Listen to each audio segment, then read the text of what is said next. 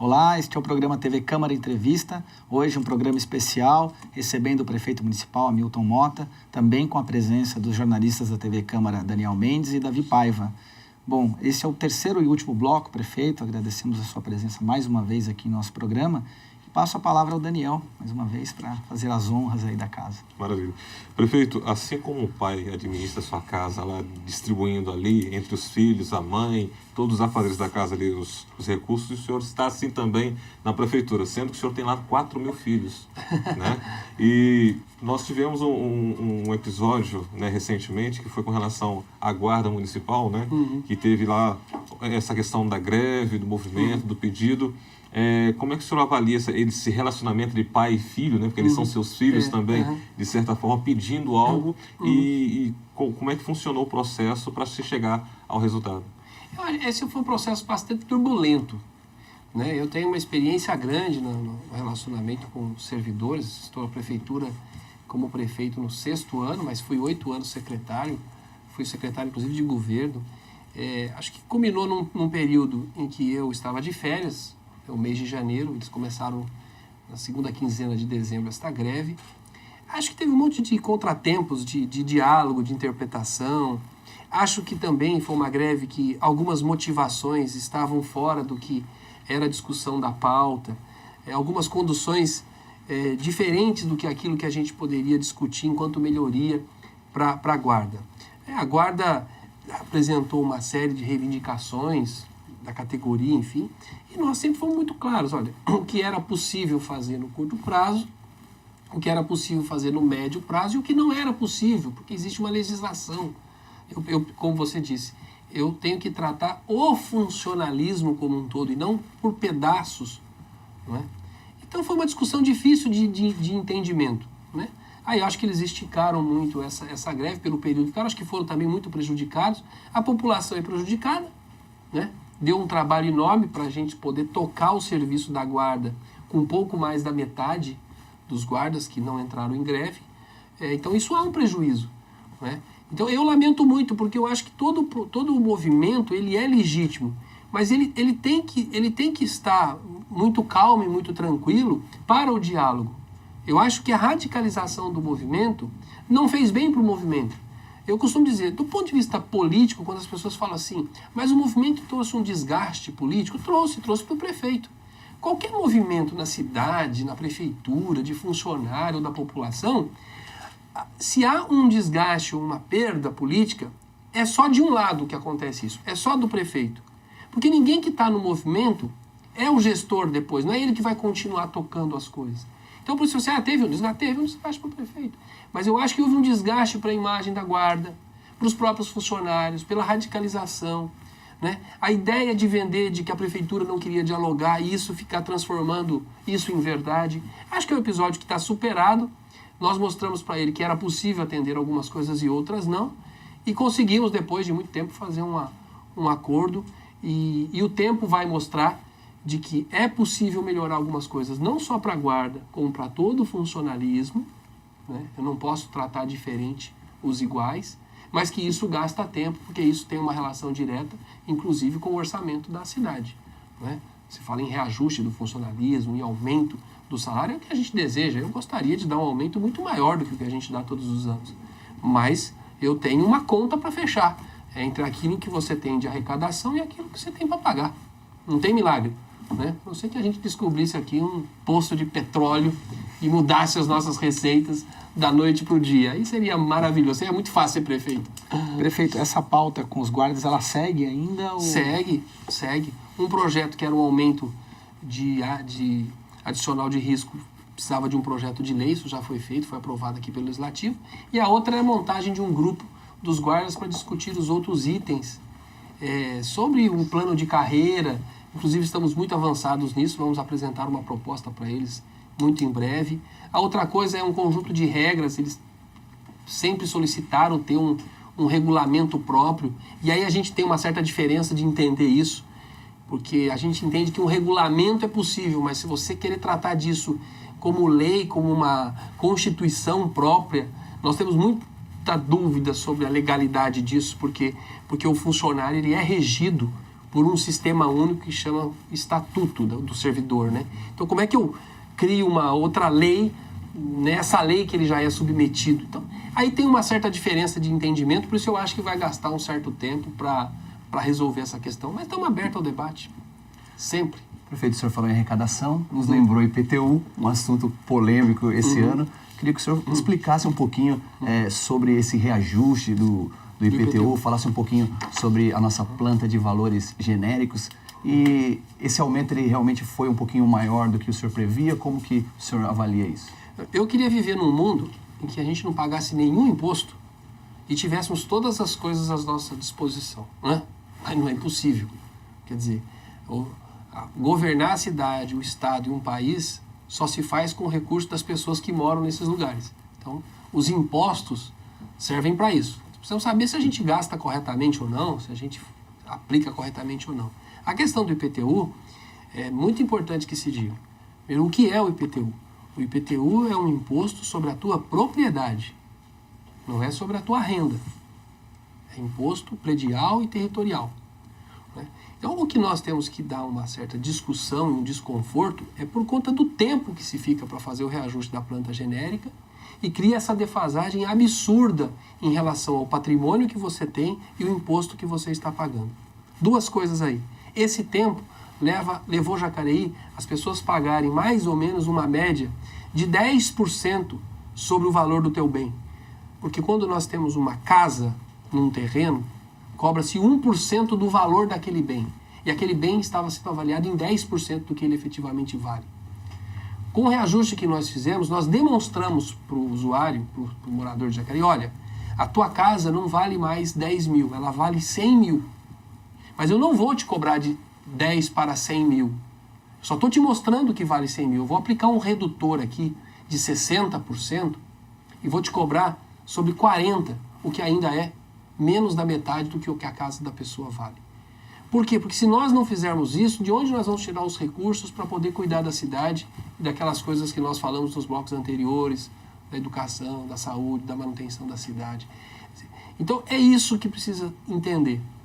Eu sou muito favorável a uma lei que corre no Senado Federal já há um tempo, de que fosse como a lei de responsabilidade fiscal, ou seja, que obrigasse os municípios, fosse uma coisa automática, de que a cada 2 anos, pode discutir 2 ou 3, não sei, fosse automático o reajuste da planta genérica, para não criar defasagem, não criar a ideia de que o meu imposto subiu 50%.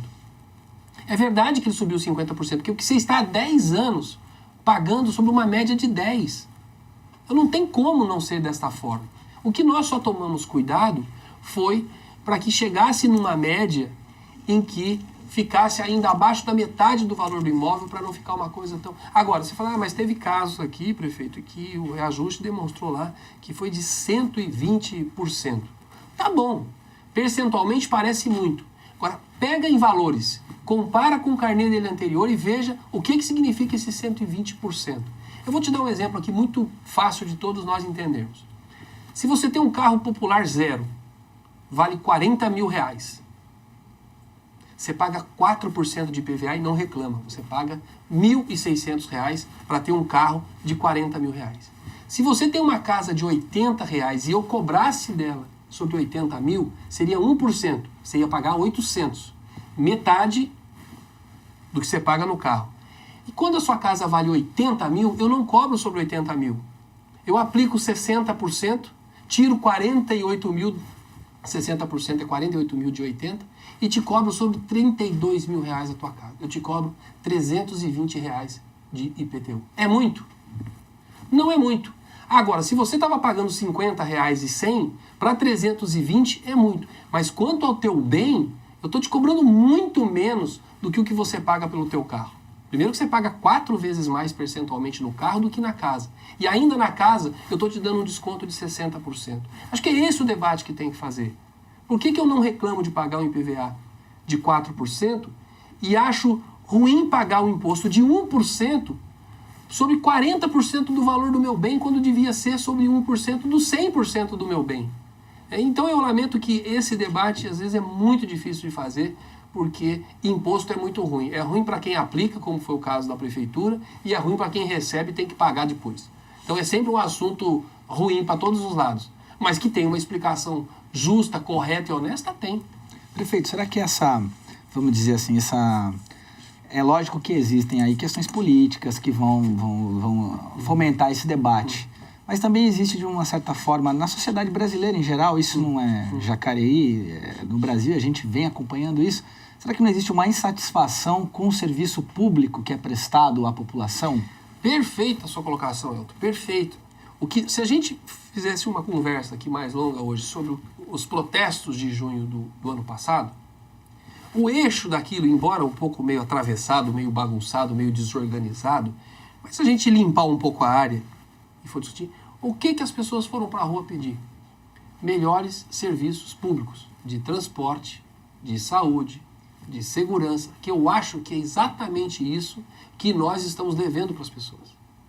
A gente cumpriu uma parte importante no país, que foi incluir as pessoas, né, na sociedade de consumo, com a educação. Sim. E agora essas pessoas, elas estão mais críticas. Exato. Elas querem serviços melhores. E nós não estamos criando condições de dar resposta para essas pessoas no tempo que hoje elas exigem ou desejam, não é? E aí, essa discussão, ela é muito complexa e muito de fundo, porque qual o papel da União em melhorar a condição de vida do brasileiro? Qual o papel do Estado e do município? Hoje, quando a gente olha de longe, você vê a União cuidando muito da vida do cidadão da porta para dentro, gerando emprego, dando condições para ele comprar casa. Quando você olha para a figura do Estado, desapareceu. Você olha reclamando da educação estadual, você olha reclamando da falta de segurança, e cadê o Estado? Ele quase que inexiste na vida do cidadão. Quando você olha para o município, coitado, as prefeituras têm que dar conta de tudo, né? É o que está mais próximo da população, é o que tem que dar resposta. Se junta tudo isso, falta uma condição melhor de dar resposta aos serviços públicos. A população vai cobrar mesmo. Então aí ela fica mais crítica para pagar o imposto porque ela quer o retorno mais imediato. Eu costumo dizer, e isso me dá uma consciência tranquila sobre o meu papel como prefeito. Eu tenho a convicção e a certeza de que o que eu estou fazendo com os recursos que as pessoas pagam para a prefeitura voltem da melhor maneira para elas. Vou te dar um exemplo. É com o dinheiro do IPTU que nós estamos há 5 anos colocando uniforme em todas as crianças do ensino fundamental. E hoje são 12 mil. Eram 5 mil no meu segundo ano de mandato e hoje são 12 mil. Certamente, muitos pais, o custo daquele uniforme que o filho dele acabou de receber gratuitamente pela prefeitura é muito maior do que o IPTU que ele pagou esse ano, reajustado. Então eu acho que é uma forma de você devolver para as pessoas, da melhor maneira possível, o recurso que ela está pagando através dos impostos. Agora, você tem razão. Falta muito mais recurso e muito mais condição para a gente dar mais velocidade em melhorar a prestação de serviço. E vou citar aqui 2 áreas que, na minha opinião, na cidade precisa muito. A área da saúde, a gente conversou bastante no primeiro bloco, e a questão da mobilidade urbana. Os investimentos em obras viárias são de valores muito altos e que a prefeitura não tem perna para fazer no tempo que deseja e que gostaria de fazer. A educação, eu acho que a gente avança mais, como também expliquei aqui, e acho que tem aí uma ausência que a população mistura um pouco, e com razão, a cobrança é a questão da segurança e das escolas estaduais, que é a ausência do governo do estado na nossa cidade em vários lugares. Mas acho que tem razão, acho que a população tem que cobrar mesmo, para que a gente seja criativo e consiga, mesmo diante da dificuldade, encontrar alternativas para melhorar a situação da cidade. Como eu dei o exemplo aqui do hospital, não é? Se fôssemos lá ficar chorando, esperando achar uma solução tradicional para construir o hospital em Jacareí, não ia sair.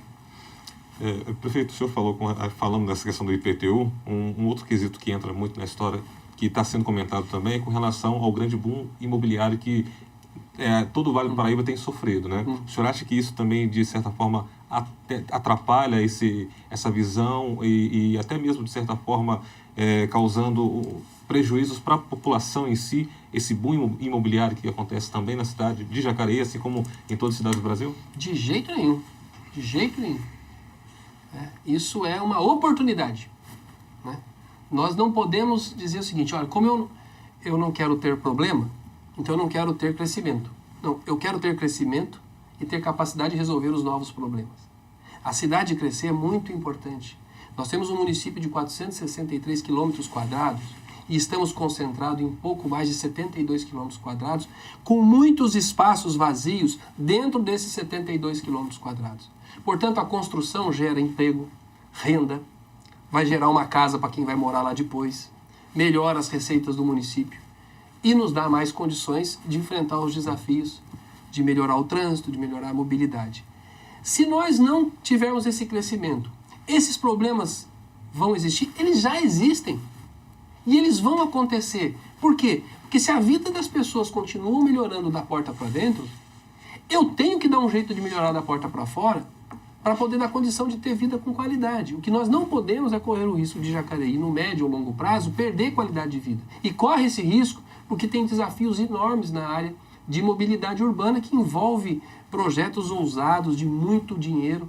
Então, o crescimento ele tem que ser visto como uma oportunidade. A chegada das novas indústrias aqui, o surgimento de condomínios, de loteamentos, mexe com a economia da cidade, gera emprego, as pessoas mudam a sua condição de vida, as pessoas pagam seus impostos, gera condição de andar para frente. Porque os problemas, inclusive, que nós temos, muitos são muito antigos, né? Eu sempre costumo dizer, eu sonho em ver um prefeito assumir a prefeitura de Jacareí e dizer o seguinte: olha, daqui para frente eu só vou cuidar de projeto novo, porque os antigos já estão todos resolvidos. Nós estamos pagando uma conta do passado muito grande, da falta de planejamento, da falta de investimento, da falta de crescimento. Então, esses problemas que nós vivemos hoje, de trânsito e tudo que nós estamos falando aqui, não é por conta do crescimento dos últimos 2 ou 3 anos. É um problema que vem se acumulando historicamente. Precisamos entender isso. Então, o crescimento tem que ser visto como oportunidade. Imagine você, daqui 1 ano e meio, 2, a cidade produzindo carro, dobrando a produção de vidro, trazendo indústria do setor de autopeça. Como não vai aumentar a receita da prefeitura e nos dar a condição de fazer uma obra muito mais rápida, de resolver um problema muito mais rápido?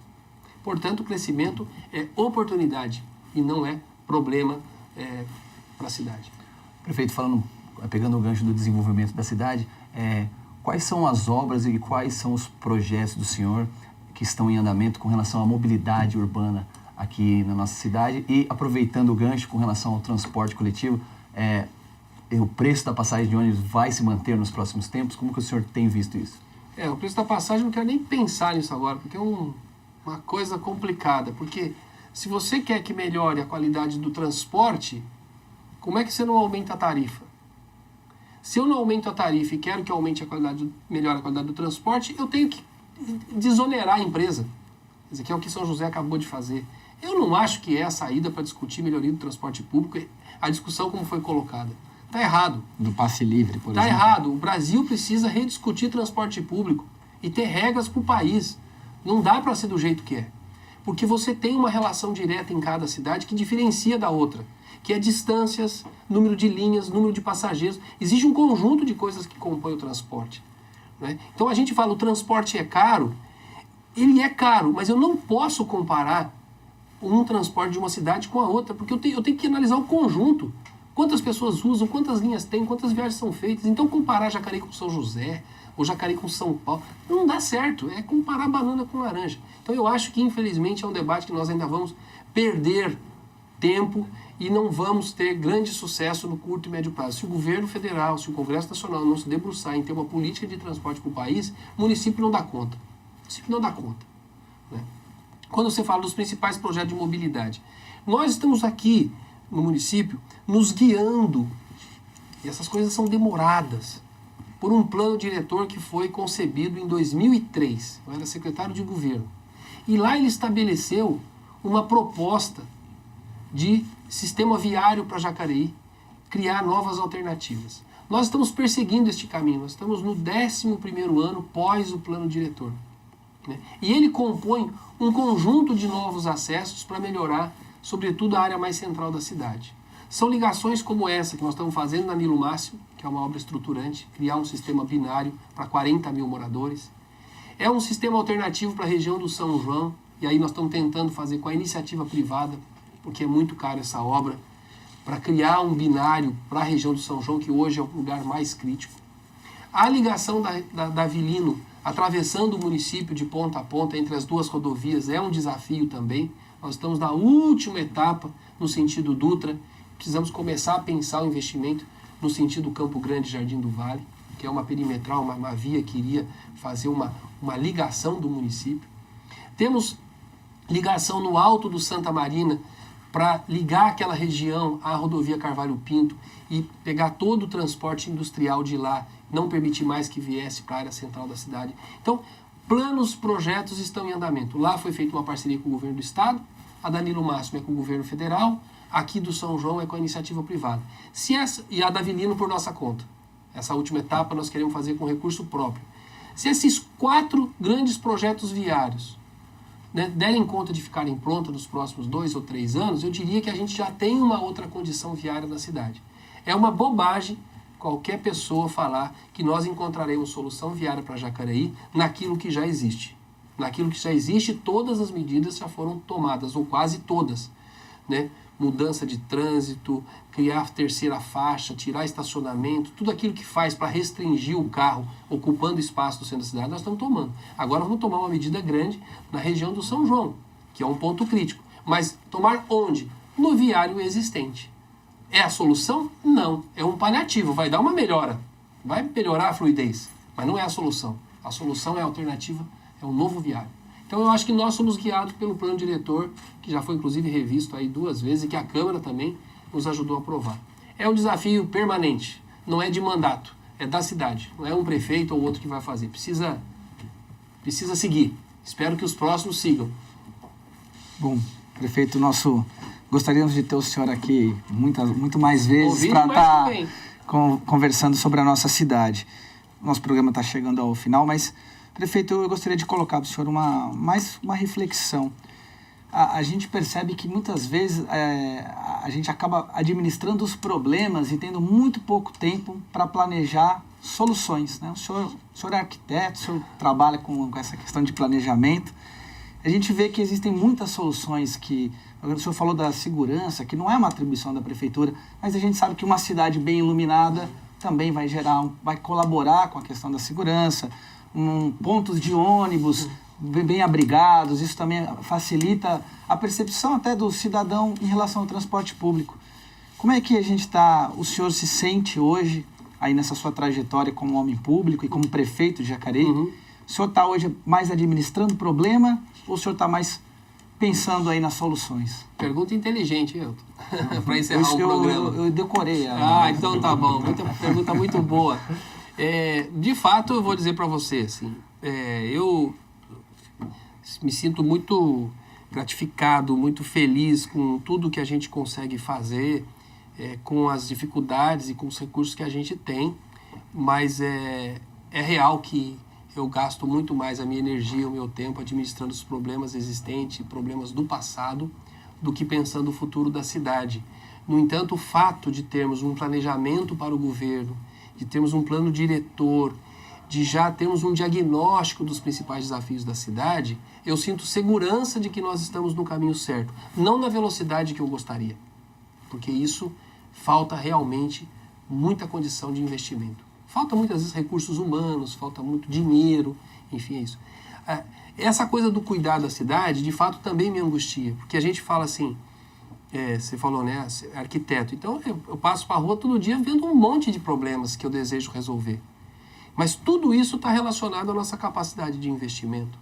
Então você fala, vou dar um exemplo aqui, é uma aposta que você faz na vida, né? Eu disse assim, puxa vida, eu tenho uma lembrança de menino, de moleque, brincar naquele Parque dos Eucaliptos. Era o único lugar que o moleque de Jacareí, né, a criança, tinha para brincar. Aquele famoso escorregador. E aquilo, com o passar do tempo, foi se deteriorando. E a gente nunca conseguia parar e falar assim, vamos devolver o Parque dos Eucaliptos para a cidade? Ou para as crianças da cidade? Eu falei, vamos fazer esse projeto, né? Fui para cima, ficamos em cima e fizemos o Parque dos Eucaliptos. Mas aquilo consumiu R$1 milhão para devolver um parque já existente para a cidade. Então, tudo a gente pensa que às vezes a solução ela é simples, ela pode ser simples, mas não necessariamente ela não é custosa. Para a gente fazer uma mudança na iluminação da cidade, Jacareí já passou por um processo de mudança de iluminação. Ele precisa novamente de passar por isso. Jacareí trocou, à época eram mais ou menos uns 12 mil pontos de luz, foi, acho que na virada do primeiro mandato para o segundo, do Marco Aurélio. Isso aqui era muito pior do que está. Foi feita uma troca, né? Foram investidos na época uns 3 milhões de reais. Mas hoje a cidade cresceu, tem coisas mais modernas, né? Que custam mais caras, mas que iluminam mais e economizam depois. Então precisa ter investimento. Você precisa ter investimento no presente para economizar no futuro. Esse é o grande desafio. Então eu diria assim, eu não fico angustiado, eu fico um pouco apreensivo. Eu gostaria de fazer mais do que o que a gente está fazendo. O que a gente só não pode é perder o equilíbrio, o rumo e saber que nós temos limitações, mas que com força de vontade, com ousadia, a gente consegue fazer mais do que o que às vezes o cotidiano demonstra que você pode fazer. Eu acho que nós estamos no caminho certo. A cidade está indo para frente, né? Tem problemas novos que devem ser encarados como desafio, né? Não ficar desanimado com o problema. Vamos tocar. Eu estou muito feliz. Bom, esse foi o programa TV Câmara Entrevista, especial aqui em aniversário da cidade, recebendo o prefeito Hamilton Mota. Agradeço a presença do jornalista Daniel Mendes, também de Davi Paiva, e do prefeito. Muito obrigado pela sua presença, esclarecendo alguns pontos. Eu que agradeço, cumprimentar aqui o Daniel, o Davi, o Elton, achei maravilhoso esse bate-papo, cumprimentar quem está nos assistindo e desejar aí a nossa cidade, né, um feliz aniversário, que todos participem aí dos nossos shows a partir do dia 3 de abril, 3, 4 e 5, vamos ter aqui shows na nossa cidade, comemorando o mês de aniversário, que tem um calendário enorme de atividades. E aí quem gosta de boa música vai ter lá Cecília Militão, Michel Teló, vai ter coisa para criança, patati, patatá. Eu acho que temos que comemorar. São 362 anos de uma cidade feita por um povo muito trabalhador, um povo maravilhoso. Então, eu acho que é aniversário da cidade e é o aniversário do povo dessa cidade. Então, parabéns a todos nós aqui que amamos a cidade de Jacareí. Muito obrigado pela oportunidade aqui com vocês na TV Câmara. Prefeito, deixo aqui já o convite para o senhor voltar no final do ano aqui para Fechado. falar um pouquinho dessas... Como Fechado. O que andou? O que andou desses Beleza. projetos? Tá bom. Esse foi o TV Câmara Entrevista. Muito obrigado pela sua audiência e fique aí com a programação da TV Câmara Jacareí, a TV pública da cidade.